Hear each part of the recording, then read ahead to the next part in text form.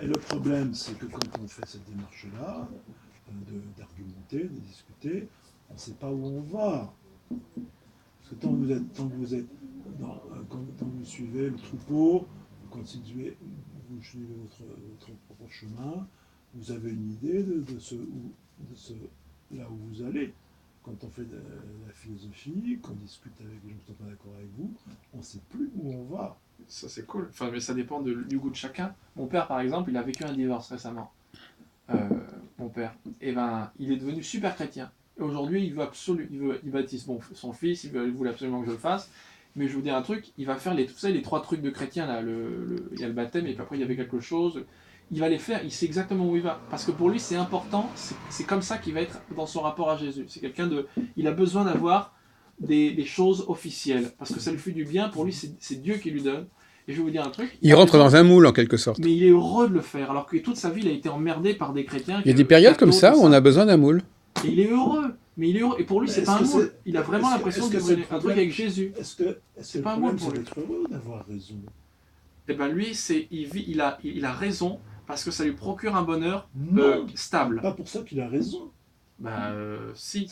Si vous vivez un bonheur qui dure et que vous libérez les gens de la souffrance, vous avez raison. Pas qu'il a raison, ça prouve simplement que sa psychologie est faite de telle manière. Ouais, ça c'est encore plus vrai. Je suis d'accord avec vous. Et encore, c'est maintenant qu'il est comme ça. Oui. Il n'a pas toujours été comme ça.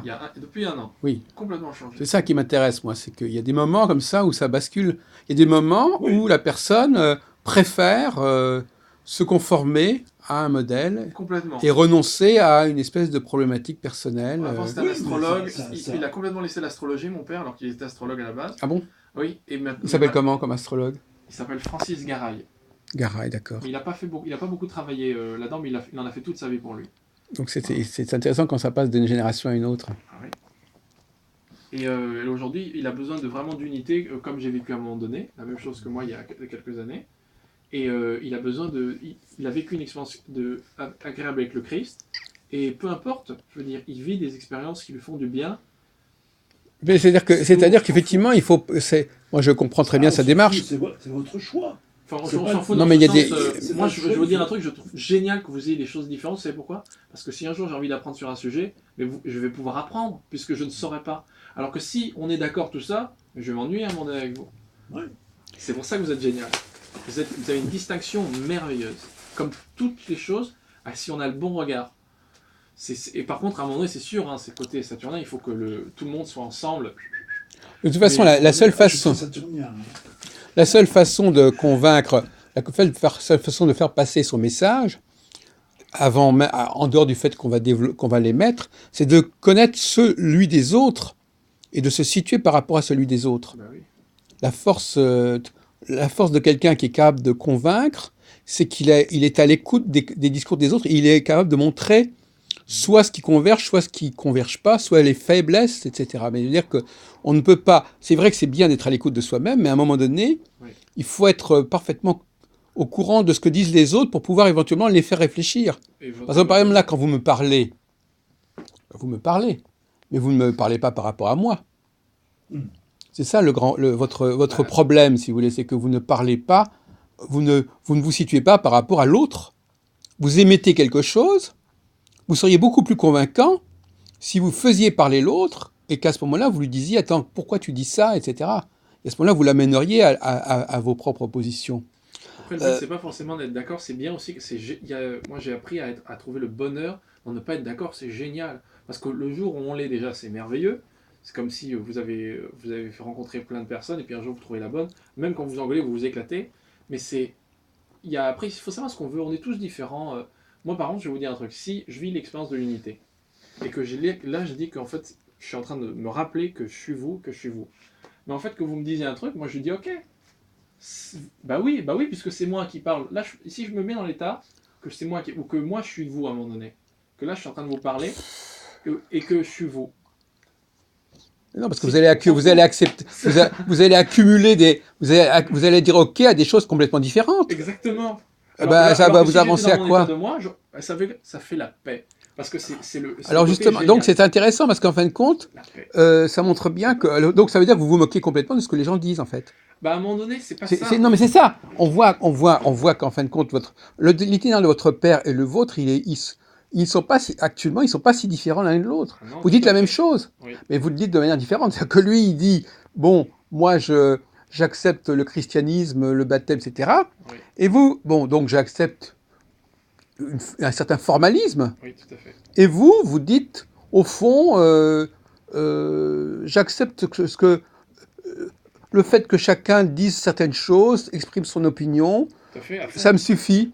J'ai pas besoin de creuser pour savoir si je suis d'accord ou pas. Bah, C'est non. le fait simplement que c'est une forme de société où chacun dirait des choses, comme ça pensé au café philo, vous savez, où chacun, est-ce que chacun parle à son tour, dit des trucs, et ce que chacun dit, ben, c'est pas très grave, de toute façon, tout le monde aura eu l'occasion de s'exprimer. Bah, quand vous êtes heureux, vous n'avez pas besoin d'interagir et de répondre. Vous voyez ce que je veux dire? Est-ce que le La bonheur, personne, elle va lui dire aide-moi, aide-moi, et vous dites, ou il va lui dire mais non, t'as tort. Imagine si je vous regarde comme ça, Jacques, et je vous dis mais non, Jacques, vous avez tort parce que ceci, parce que cela, et puis à un moment donné, vous me dites oui, c'est vrai, j'ai tort. Ouais. Et puis à un moment donné, je vais voir que je m'épuise, puis je vais aller voir quelqu'un d'autre pour lui expliquer qu'il a tort lui aussi. Parce que parce qu'à un moment donné, les choses deviennent très simples, on est juste en souffrance. Non Parce mais qu'on vous parce savez qu'on que n'a pas raison. la plupart des œuvres intéressantes, elles prennent la peine, si vous voulez, de se référer à ce qui a déjà été dit, en montrant les faiblesses de ce qui a été dit. C'est-à-dire Ouais, toute proposition, on ne peut pas construire sans détruire, si vous voulez. On ne peut tout à pas fait. construire sans démolir, sans déconstruire. Moi, je sais par exemple que je passe un temps fou à démolir les autres au lieu de simplement d'exposer ma position. Parce qu'exposer sa position Ça ne va sans rien remettre en dire. question ce qui a été fait avant, ça, ça ne veut rien dire. Vous allez rajouter quelque chose. Il faut prendre le temps d'écouter, de lire ce que les autres ont dit et de voir ce qui ne va pas.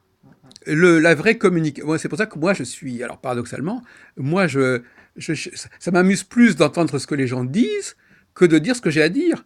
Parce que moi, ce que j'ai d'abord à dire, c'est de faire prendre conscience à l'autre que quelque chose dans son discours ne tient pas. Et progressivement, si chacun enlève de son discours ce qui ne tient pas, ben, ils vont peut-être se rejoindre, finalement. Parce Chacun que enlève. on enlève les éléments qui ne sont pas valables.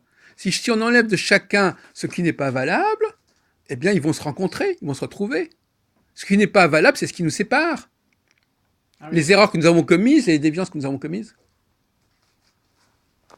je suis pas sûr qu'on va se retrouver tous au bout du compte. Il me semble qu'il y a quelque chose ouais, à la fin sur lequel on va diverger.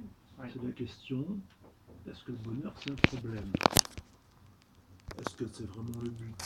Est-ce qu'il n'y a pas d'autre que le bonheur? Et là, je pense que là-dessus, on ne va pas forcément se rencontrer Ouais, tout à fait. et qu'on va pas, et qu'il n'y a aucun argument, il n'y a rien qui pourra nous mettre d'accord. Mais bien sûr, vous avez raison. Et moi, le bonheur, c'est pas le problème. C'est pas. Ou la vérité, la vérité, c'est pas la même pour chacun, même Non, non, aussi non, grand non, soit-il. non, non, non, non. La vérité, si il faudrait savoir ce qu'on appelle vérité. Ben, La, moi, la vérité, normalement, la définition de la vérité en philosophie classique, pour moi, peut-être pas aujourd'hui, mais en philosophie classique, c'est l'adéquation entre une parole et la réalité. Et la réalité, elle est la même pour tout le monde. Ça part du principe de non-contradiction d'Aristote, qui disait on ne peut pas dire A et non A d'une même chose dans le même temps et sous le même rapport. Si vous dites qu'il fait nuit et moi je dis qu'il fait jour, il y a un problème. Et on ne peut pas, on n'a pas tous les deux raison. On ne peut pas dire qu'on a tous les deux raison. Pas possible. Si vous dites qu'il n'y a pas d'intention derrière l'univers et que moi j'ai qu'il y a une intention à l'origine de l'univers, on n'a pas tous les deux raison. Vous ne pouvez pas être complètement indifférent à ce que dit l'autre. C'est pas complètement différent. C'est que si vous avez le souci que votre parole corresponde à quelque chose, on ne peut pas être indifférent à la question de la vérité. Et quelque part, on parle toujours en vérité. même quand vous parlez de vous, même quand vous dites que vous l'avez vécu, oui, en vérité, je l'ai vécu. Pas toujours en vérité. Même si le discours, même si, même si vous pouvez mettre en doute que ce que vous avez vécu, ça ne correspond pas forcément à la vérité, vous ne mettez pas en doute que vous l'avez vraiment vécu. Voilà. Et moi, je ne peux pas dire que vous ne l'avez pas vécu. Et non, c'est ça aussi qui est un peu gênant, c'est que vous parlez de quelque chose Mais, sur lequel on n'a pas si- prise. moi, si C'est j'ai- pour ça que j'ai Ah, dit mais que ça, ça c'est peut autre être chose. belle hiverne au Mais début. si Il ne faut pas je- me croire. si Je ne vais pas en douter. si j'ai Le confiance but, en c'est vous- que je